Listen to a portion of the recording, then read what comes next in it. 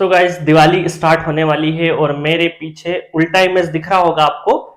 Diwali offer का एक image नजर आ रहा होगा जो कि 25% ऑफ है सारे प्रीमियम कैटेगरी का मतलब काफी नए स्टूडेंट पूछते हैं, ओल्ड को तो बताने की जरूरत नहीं है।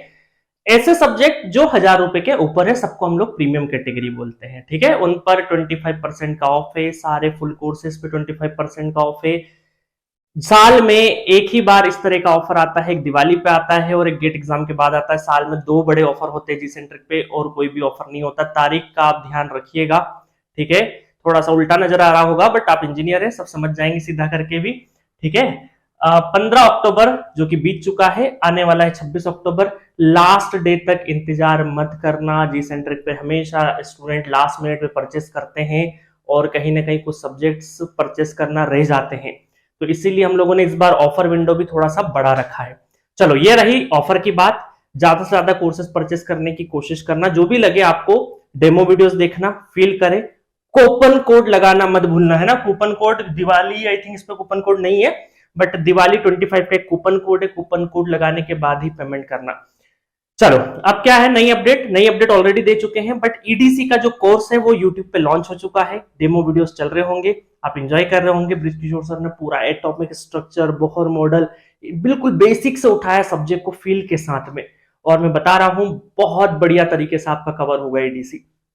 तो एप्लीकेशन पे कब लॉन्च होगा? एप्लीकेशन पे आज या कल से लॉन्च कर देंगे हम लोग, बट एप्लीकेशन पर अभी जो 24 है उसके लिए है ना, 23 गेट 23 के लिए हम लोग कमिटमेंट नहीं करना चाहते हैं, क्योंकि कोशिश तो है हमारी दिसंबर तक कंप्लीट कर दें, बट 23 के लिए ऑलरेडी एक ईडीसी कंप्लीट अवेलेबल है। वो भी अच्छा, उसमें भी कोई ऐसी वाली बात नहीं, आप पढ़ सकते हैं। ये अपडेशन के तौर पे लेके आया और 24 के लिए लेके आया।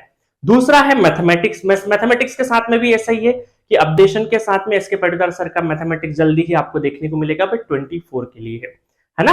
तो 2-3 महीने 3 महीने के अंदर सारे सब्जेक्ट हम लोग कंप्लीट कराने की कोशिश करेंगे। प्लस अभी 23 वाले स्टूडेंट्स प्लीज टेस्ट सीरीज देते रहिए। देखो, मैं एक चीज बताता हूं कि सभी लोग सिलेबस कवर करते हैं, आपके जो कॉम्पिटिटर हैं सभी लोग सब कुछ पढ़ के जाते हैं। बस एक डिफरेंस होता है कि उस 3 घंटे में कौन कैसा परफॉर्म करता है।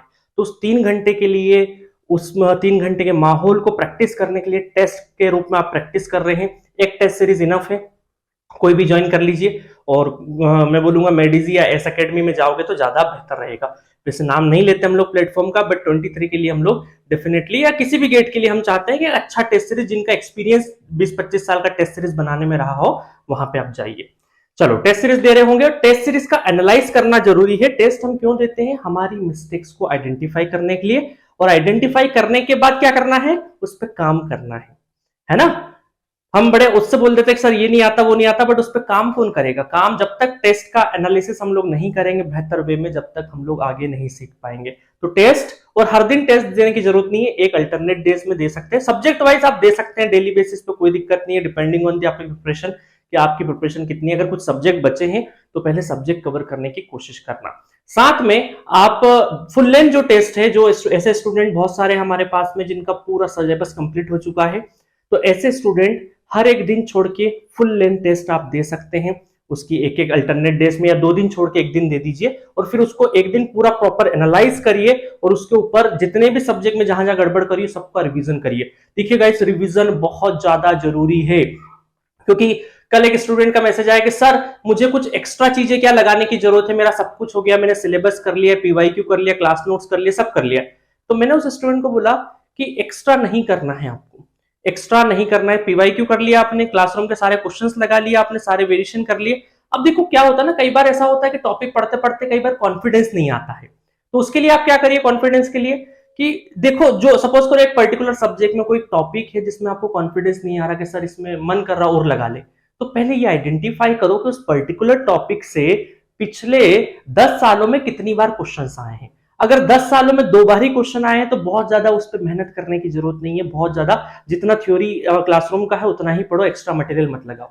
बट कोई ऐसा टॉपिक है कि जिससे पिछले 10 सालों में 8 से 9 बार क्वेश्चन आ चुका है, तो फिर मैं बोलूंगा अगर कॉन्फिडेंस नहीं आ रहा तो स्टैंडर्ड बुक का एक पर्टिकुलर टॉपिक ध्यान रखिए। बट ऐसा होगा ही नहीं, क्योंकि जिस टॉपिक से अगर 10 में से 8 बार गेट में क्वेश्चन आया है, तो उस टॉपिक को वैसे भी हमने बहुत जबरदस्त तरीके से और जितने सफिशिएंट, जितनी स्टैंडर्ड किताब के न्यूमेरिकल हो सकते हैं वो सब लगा लिए हैं।